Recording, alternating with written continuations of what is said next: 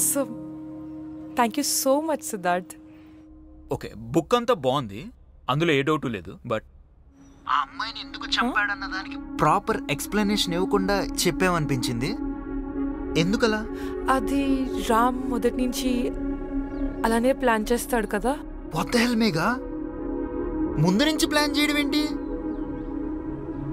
నిజం చెప్పు, అసలు నువ్వే రాసావు ఈ బుక్? మేఘా ఏమైనా ప్రాబ్లం వస్తే నీ కర్రీతో పాటు నాది ఎండిపోద్ది, అర్థమవుతుందా? ఇన్నఫ్ సిద్ధార్థ్, ఆపుతావా ఇంకా?